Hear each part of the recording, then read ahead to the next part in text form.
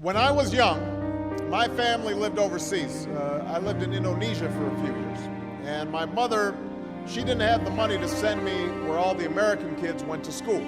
But she thought it was important for me to keep up with an American education. So she decided to teach me extra lessons herself, Monday through Friday. But because she had to go to work, the only time she could do it was at 4:30 in the morning.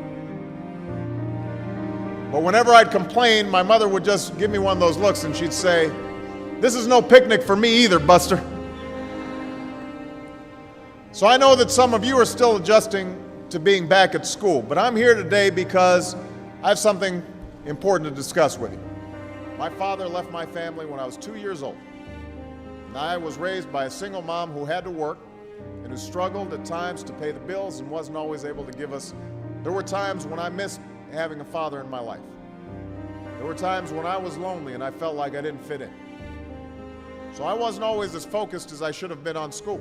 And I did some things that I'm not proud of. And I got in more trouble than I should have. And my life could have easily taken a turn for the worse. But I was lucky. I got a lot of second chances. And I had the opportunity to go to college and law school and follow my dreams. No one's written your destiny for you. Because here in America, you write your own destiny. You make your own future. That's what young people like you are doing every day all across America. Young people like Jasmine Perez from Roma, Texas. Jasmine didn't speak English when she first started school. Neither of her parents had gone to college. But she worked hard, earned good grades, and got a scholarship to Brown University as now in graduate school studying public health, on her way to becoming Dr. Jasmine Perez. I'm thinking about Andoni Schultz from Los Altos, California, who's fought brain cancer since he was 3. He's had to endure all sorts of treatments and surgeries, one of which affected his memory, so it took him much longer, hundreds of extra hours to do his schoolwork. But he never fell behind. He's headed to college this fall. And then there's Chantel Steve from my hometown of Chicago, Illinois. Even when bouncing from foster home to foster home in the toughest neighborhoods in the city, she managed to get a job at a local health care center, start a program to keep young people out of gangs, and she's on track to graduate high school with honors and go on to college. And Jasmine, Andoni, and Chantel aren't any different from any of you. They face challenges in their lives just like you do. In some cases, they've got it a lot worse off than many of you. But they refuse to give up. They chose to take responsibility for their lives, for their education, and set goals for themselves. And I expect all of you to do the same. That's why today I'm calling on each of you to set your own goals for your education and do everything you can to meet them. I know that sometimes you get that sense from TV that you can be rich and successful without any hard work, that your ticket to success is through rapping or basketball or being a reality TV star. Chances are you're not going to be any of those things. The truth is, being successful is hard. You won't love every subject that you study. You won't click with every teacher that you have. Not every homework assignment will seem completely relevant to your life right at this minute. And you won't necessarily succeed at everything the first time you try. That's okay.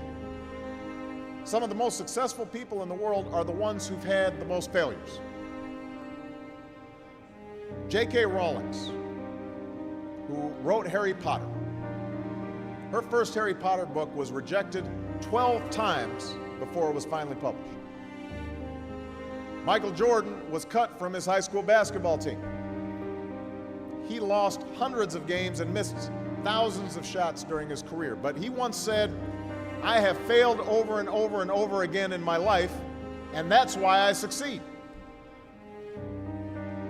These people succeeded because they understood that you can't let your failures define you. You have to let your failures teach you. You have to let them show you what to do differently the next time. So if you get into trouble, That doesn't mean you're a troublemaker. It means you need to try harder to act right. If you get a bad grade, that doesn't mean you're stupid. It just means you need to spend more time studying.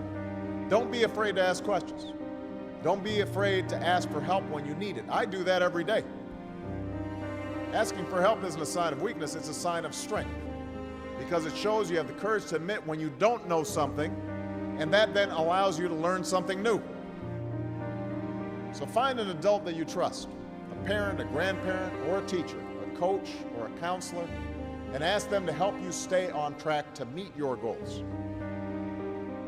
And even when you're struggling, even when you're discouraged, and you feel like other people have given up on you, don't ever give up on yourself.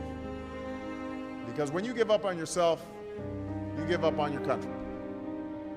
The story of America isn't about people who quit when things got tough.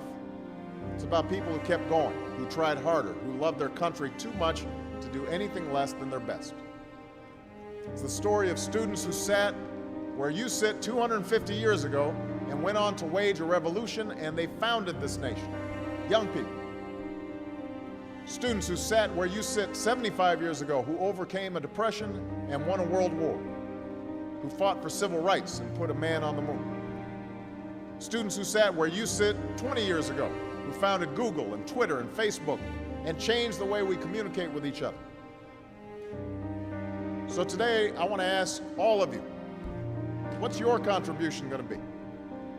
What problems are you going to solve? What discoveries will you make? What will a president who comes here in 20 or 50 or 100 years say about what all of you did for this country?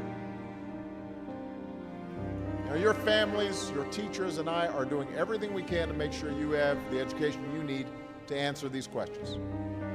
I'm working hard to fix up your classrooms and get you the books and the equipment and the computers you need to learn. But you've got to do your part too. So I expect all of you to get serious this year. I expect you to put your best effort into everything you do. I expect great things from each of you. So don't let us down. Don't let your family down or your country down. Most of all, don't let yourself down. Make us all proud. Thank you very much, everybody. God bless you. God bless America. Thank you.